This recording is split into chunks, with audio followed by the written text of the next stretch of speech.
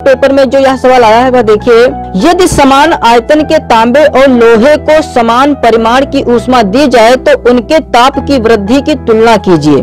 तांबे का घनत्व दिया हुआ है, लोहे का घनत्व दिया हुआ है, तांबे की विशिष्ट ऊष्मा दी हुई है और लोहे की विशिष्ट ऊष्मा दी हुई है। ठीक है, यह सवाल 4 नंबर का है। तो जो दिया है पहले यहाँ पर हम लिख लेते हैं। देखिए तांबे का घनत्व जो कि हम डी से प्रदर्शित करते हैं, जो हमारा घनत्व होता है, घनत्व को हम डी से प्रदर्शित करते हैं, वह है 8.9 ग्राम प्रति घन सेंटीमीटर। और देखिए तांबे की विशिष्ट ऊष्मा दी हुई है, तो देखिए विशिष्ट ऊष्मा को हम एस से प्रदर्शित करते हैं। तो क्योंकि तांबे की विशिष्ट ऊष्मा दी हुई है इसलिए हमने एस यहाँ पर तांबा लिख दिया। ठीक है, एस मतलब जो दिया था हमने वो यहाँ पर लिख दिया। ठीक है, तांबे का घनत्व दिया हुआ है, लोहे का घनत्व दिया हुआ है और तांबे की विशिष्ट ऊष्मा दी हुई है और लोहे की विशिष्ट ऊष्मा दी हुई है। ठीक है, अब देखिए सवाल में वो कह रहा है उनके ताप की वृद्धि की तुलना कीजिए, मतलब हमें उन दोनों तापों की तुलना करनी है। अब देखिए जो ऊष्मा Q होता है वह ms डेल्टा T के बराबर होता है, मतलब Q बराबर ms डेल्टा T होता है। यहाँ Q हमारा ऊष्मा है और m द्रव्यमान है और s विशिष्ट ऊष्मा है और जो यहाँ पर डेल्टा T है यह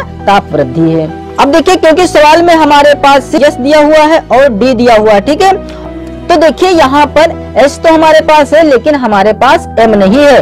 तो देखिए M की जगह क्या लिख सकते हैं, क्योंकि जो हमारा घनत्व होता है, घनत्व को हम D से प्रदर्शित करते हैं, तो घनत्व D बराबर होता है द्रव्यमान M बटा आयतन V, मतलब जो हमारा D होगा वह m बटे v के बराबर होगा। तो यहाँ से हम m का मान निकालें, इसे भी भिन्न बनाने के लिए नीचे हम 1 लिख सकते हैं। अब इसे हम क्रॉस मल्टीप्लाई करा देंगे, तो m की गुणा 1 से कराएंगे m कम m और बराबर इधर हम d की गुणा v से कराएंगे, तो ये हो जाएगा dv। अब देखिए यहाँ पर जो हमारा फार्मूला q बराबर ms डेल्टा t था, यहाँ पर m की जगह पर हम dv लिख सकते हैं। ठीक है, m था नहीं हमारे पास इसीलिए हमने m इस सूत्र से निकाल लिया और D हमारे पास दिया हुआ है, तो लिखेंगे इसलिए Q बराबर M, तो M की जगह पर हम dV लिख सकते हैं। ठीक है, dV लिख सकते हैं, यहाँ V हमारा आयतन है। ठीक है, और M की जगह पर dV लिख दिया और S तो है ही, तो यहाँ पर S लिख दे और डेल्टा T लिख दें। ठीक है, कि मतलब Q बराबर ms डेल्टा T को हम Q बराबर dvs डेल्टा T लिख सकते हैं। क्योंकि देखिए हमारे सवाल में तांबा और लोहे की बात की गई है, इसीलिए पहले हम तांबे के लिए निकाल लें। तो लिखेंगे तांबे के लिए, अब यहाँ पर हम लिख सकते हैं Q तांबा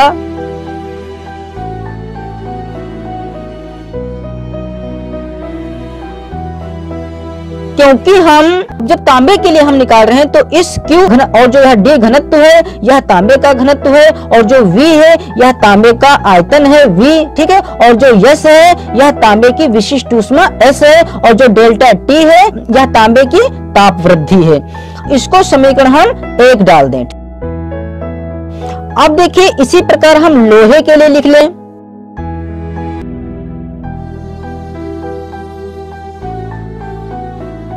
जब लोहे के लिए लिखेंगे, यह जो Q हमारा यह Q लोहा है, ये लोहे का घनत्व है और यह लोहे का आयतन है और यह लोहे की विशिष्ट ऊष्मा है और यह लोहे की ताप वृद्धि है। अब ये हमारी समीकरण हो जाएगी 2।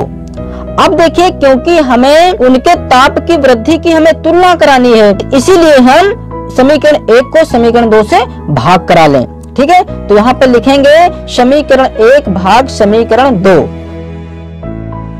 मतलब समीकरण 1 को समीकरण 2 से भाग करने पर। तो क्योंकि अब हमें भाग कराना है इसलिए बराबर के इस साइड वाला बराबर के हम इस साइड में भाग कराएंगे और बराबर के उस साइड वाला बराबर के उस साइड में भाग कराएंगे। ठीक है, तो Q तांबा बटे Q लोहा हो जाएगा और इधर इतने बटे इतना हो जाएगा। ठीक है, तो यही लिखे देते हैं इधर।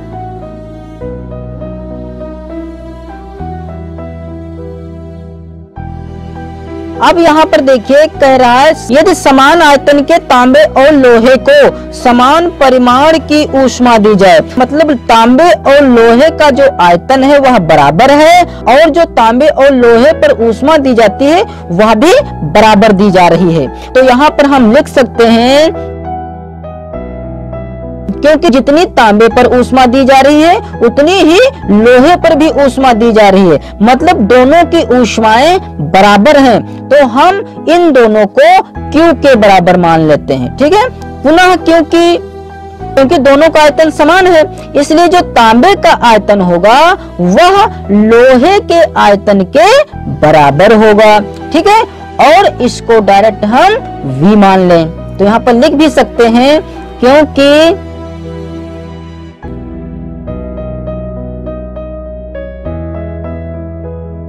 तो लिखेंगे इसलिए इस Q तांबे की जगह पर हम Q लिख सकते हैं, और बटा तो इस लोहे की जो ऊष्मा है उसको भी हम Q लिख सकते हैं। ठीक है, बराबर यहाँ पर D तांबा लिखा है, मतलब जो तांबे का घनत्व है, तो तांबे का घनत्व हमारे पास दिया हुआ है। देखिए तांबे का घनत्व दिया हुआ है 8.9, तो जो तांबे का घनत्व है वह यहाँ पर लिख दें 8.9, फिर गुणे, यहाँ पर गुणे का निशान लगा सकते हैं। ठीक है, गुणे का निशान होता है। अब हमारे पास फिर दिया हुआ है V तांबा, मतलब तांबे का आयतन, इसको हमने माना है V के बराबर, तो यहाँ पर हम लिख सकते हैं V। और S तांबा मतलब तांबे की विशिष्ट ऊष्मा, तो तांबे की विशिष्ट ऊष्मा दी हुई है 0.094, तो यहाँ पर लिख दें 0.094, और जो तांबे की ताप वृद्धि दी हुई है वह तो लिखेंगे ही लिखेंगे, क्योंकि हमें इसी की तो जरूरत है, तो यहाँ पर लिख दें डेल्टा T तांबा। अपान में देखिए, अपान में हमें लिखना है D लोहा, मतलब लोहे का घनत्व, तो लोहे का भी घनत्व देखिए दिया हुआ है 7.8 ग्राम प्रति घन सेंटीमीटर, तो यहाँ पर हम लिख सकते हैं 7.8। ठीक है, और जो ग्राम प्रति घन सेंटीमीटर दिया हुआ है ये ना लिखें, सिर्फ संख्यात्मक मान ही यहाँ पर रख दें, मात्रा कभी ना रखें। ठीक है, तो अब देखिए फिर है हमारे पास V लोहा, मतलब लोहे का जो हमारा आयतन है उसको हमने V के बराबर माना है। ठीक है, तो यहाँ पर हम V लिख सकते हैं, फिर गुणे। अब देखिए S लोहा का मतलब लोहे की विशिष्ट ऊष्मा, तो लोहे की जो विशिष्ट ऊष्मा है वह है 0.12, तो यहाँ पर लिखेंगे 0.12 और गुणे डेल्टा T लोहा, तो यहाँ पर लिखें डेल्टा T लोहा, मतलब लोहे की ताप वृद्धि। अब देखिए इस Q से यह Q कट जाएगा, क्योंकि बराबर Q है, मतलब ऊपर एक बचेगा नीचे एक बचेगा। ठीक है, अब यहाँ से देखिए V और V कट जाएगा। अब यहाँ पर देखिए ये डेसिमल से ये डेसिमल कट जाएगा, क्योंकि यहाँ पर दशमलव के बाद एक अंक है, यहाँ पर भी दशमलव के बाद एक अंक है, मतलब ये कट जाएगा। इधर देखिए दशमलव के बाद 3 अंक हैं, जबकि नीचे दशमलव के बाद सिर्फ 2 अंक हैं, तो दशमलव काटने के लिए हमें दशमलव के बाद वाले अंक बराबर करने होंगे, तो एक 0 लगाकर हम अंक दशमलव के बाद वाले बराबर कर लें, तो यह हमारा दशमलव अब कट गया। अब हमारे पास सिर्फ रह गया इधर 1/1, या सिर्फ 1 लिख सकते हैं, 1/1 ना लिखें, फिर भी चलो लिखे दे रहे हैं, बराबर इधर हमारे पास पूरा 89 रह जाएगा, क्योंकि दशमलव तो कट गया, और गुणे इधर हमारे पास सिर्फ 94 रह गया, और इधर हमारा बचा डेल्टा T तांबा, और बटा अब देखिए हर में हमारे पास बचा 78, और गुणे इधर बचा हमारे पास 120 डेल्टा T लोहा। अब देखिए चाहे तो हम डायरेक्ट ऊपर की गुणा करा सकते हैं और नीचे की डायरेक्ट गुणा करा सकते हैं। ठीक है, और यदि इसको हम काट लें तो हमारी गुणा थोड़ी आसान हो जाएगी। ठीक है, तो 2 से यह भी कट रहा है, 2 से यह भी कट रहा है, तो 2 से काट लें, तो देखिए 2 तिहाई 6, 1 बचा, 2 नाम 18, मतलब ये हमारा आ जाएगा 39। अब इसको भी 2 से काट लें तो ये हो जाएगा 2 चक्कू 8, 1 बचा, और 2 सत्ती 14। अब कुछ नहीं कट पा रहा है। इधर देखिए 1/1 हमारा चल रहा है। ठीक है, अब 89 और 47 की गुणा करा लें, और नीचे 39 और 120 की गुणा करा लें, तो जब 89 और 47 की गुणा कराएंगे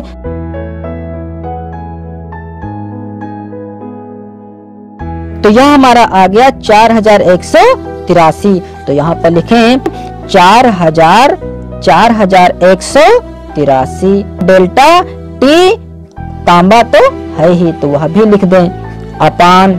अब नीचे हमें 39 और 120 की गुणा करानी है।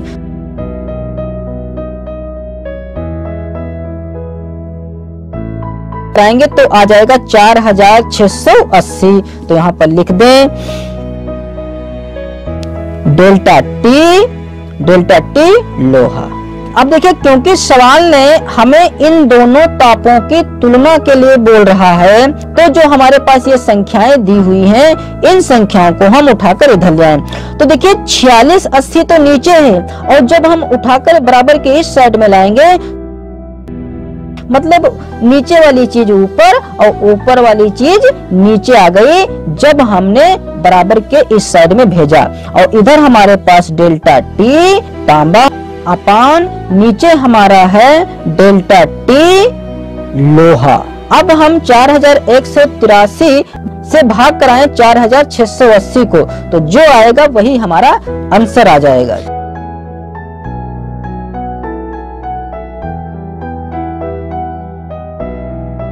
तो मतलब हमारे पास आ गया 1.118। तो यहाँ पर हम लिख देंगे 1.118, मतलब 1.118, और नीचे एक रखा रहने दें। नीचे वैसे एक लिखा नहीं जाता है, लेकिन हमें इसका अनुपात ज्ञात करना है, इसलिए एक लिखना पड़ेगा। ठीक है, तो इधर हमारा तो यही चीज है ही,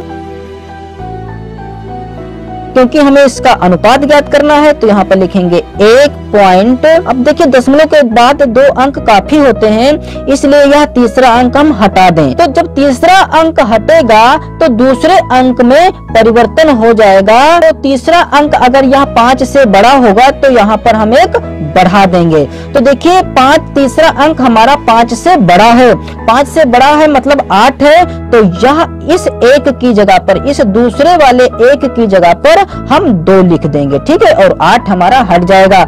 अगर यही 5 से कम होता तो यह 1.11 का 11 ही रहता। ठीक है, तो यहाँ पर हमारा हो गया 1.12 अनुपात नीचे इधर है हमारा है 1। ठीक है, और इधर भी अनुपात में लिख दें।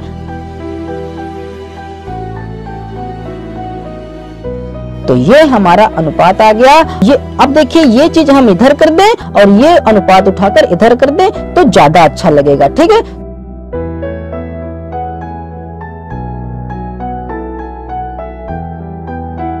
तो ये हमारा आ गया आंसर। मतलब तांबे और लोहे के ताप की जो वृद्धि होगी वह 1.12 अनुपात 1 होगी। अब सातवें में देखिए कह रहा है 1 किलोवाट घंटा को जूल के पद में व्यक्त कीजिए। 1 किलोवाट घंटा को हमें जूल में बदलना है। ठीक है, देखिए जो हमारा 1 किलोवाट होता है, ये KW का मतलब होता है किलोवाट। ठीक है, तो 1 किलोवाट जो होता है वह 1000 वाट के बराबर होता है। तो यहाँ पर देखिए किलोवाट दिया है, तो पहले हम यह किलो हटाकर इसे वाट में बना लें। तो यहाँ पर हो जाएगा 1 गुणा 1000। अब किलोवाट की जगह पर सिर्फ वाट लिखेंगे। ठीक है, और घंटा तो है ही। अब देखिए कि वाट जो होता है यह P का मात्रक होता है, मतलब सामर्थ्य का मात्रक होता है। तो सामर्थ्य का मात्रक वाट भी होता है और जूल प्रति सेकंड भी होता है, जूल प्रति सेकंड भी होता है। ठीक है, मतलब इस वाट को हम जूल प्रति सेकंड लिख सकते हैं। तो इस वाट की जगह पर हम जूल प्रति सेकंड लिख सकते हैं। प्रति हम ऐसे भी लगा सकते हैं ऑब्लिक करके, अथवा प्रति का मतलब नीचे भी अगर हम सेकंड लिख दें तब भी यह जूल प्रति सेकंड ही कहलाएगा। अब घंटे को हमें सेकंड बना लेना है ताकि यह सेकंड हमारा कट जाए, सिर्फ रह जाए जूल। ठीक है, इसीलिए सेकंड को नीचे लिखा गया है। तो यहाँ पर गुणे का निशान लगा दें और 1 घंटे में सेकंड होते हैं 3600, तो यहाँ पर हम 3600 लिख सकते हैं। और घंटे की जगह पर अब यहाँ पर लिखेंगे सेकंड।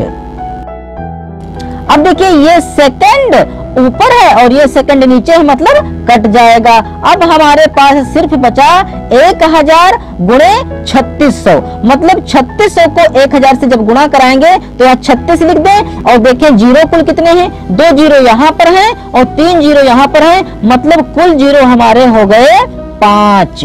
अब यहाँ पर हम सिर्फ लिखेंगे जूल, तो 1 किलोवाट घंटे में 36 लाख जूल हुए। ठीक है, अब इसे वैज्ञानिक भाषा में लिख लें। देखिए विज्ञान कहता है कि दशमलव जो हमारा होता है वह एक अंक के बाद होना चाहिए। अगर यहाँ पर दशमलव है तो विज्ञान की दृष्टि से यह दशमलव हमारा यहाँ पर होना चाहिए। ठीक है, मतलब इसे इस प्रकार से लिखना चाहिए हमें। ठीक है, 6.68 लिखना चाहिए। लेकिन अब हम दशमलव हमारा यहाँ पर था और दशमलव उठाकर हमने यहाँ रख दिया, तो कुछ तो परिवर्तन होना ही चाहिए। ठीक है, अगर 5.0 लिखा है तब भी यह 5 ही माना जाएगा। अगर हमें 600 लिखना हो तो यह 600 तो लिखा ही लिखा है, अगर हम दशमलव यहाँ पर 0 लिख दें तब भी यह 600 ही लिखा है। ठीक है, तो देखिए यहाँ पर भी तो हमारा दशमलव लगा होगा और दशमलव के बाद 0 होगा। ठीक है, ऐसे भी तो हम इसे लिख सकते हैं।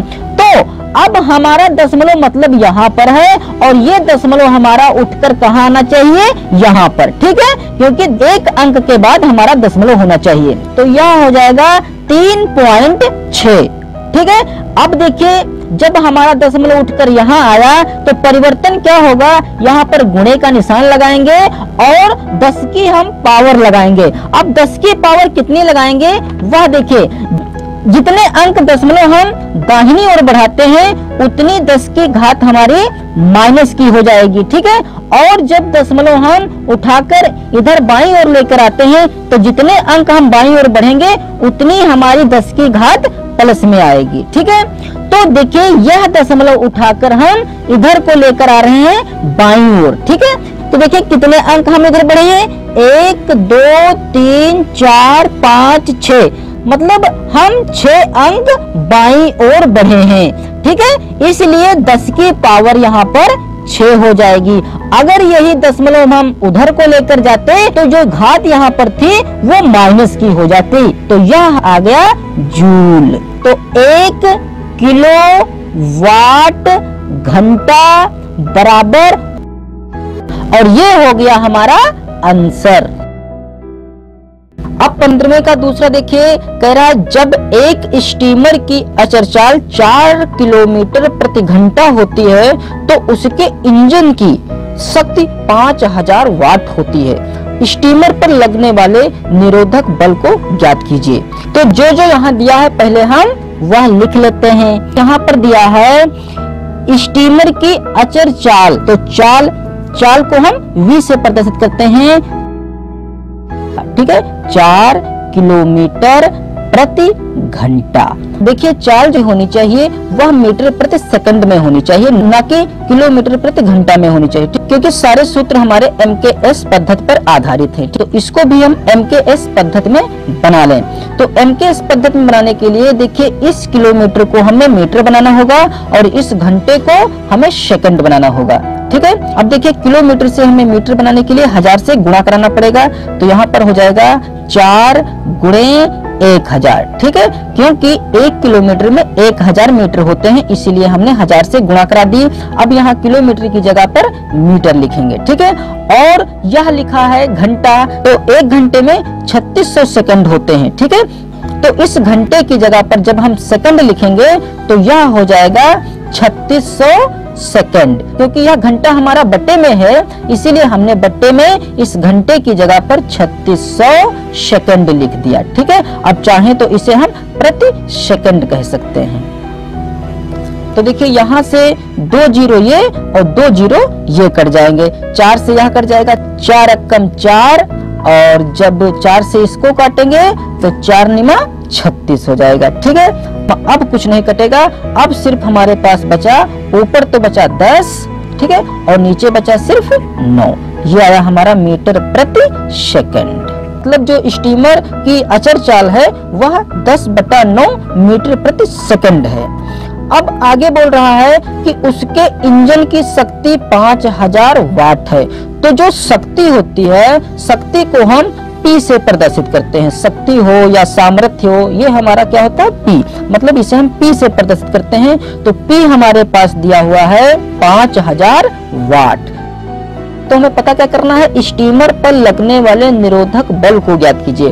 तो यहाँ पर लिखेंगे निरोधक बल, बल को हम F से प्रदर्शित करते हैं, ठीक है, बराबर क्वेश्चन मार्क, मतलब ये हमें फाइंड करना है। लिखेंगे सूत्र P बराबर FV, जहां P शक्ति है, F निरोधक बल है और V चाल है।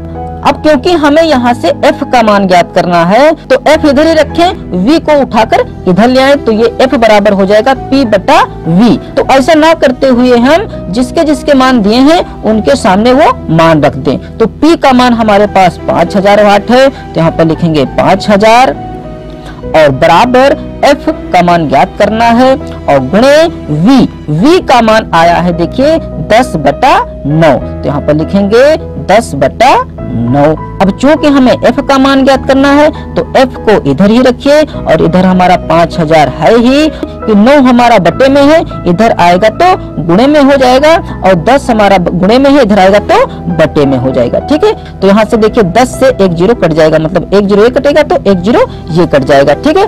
तो यहाँ पर हमारे पास देखिए 500 निमा 9 पचे 45 और 2 0, ये हो गया 4500।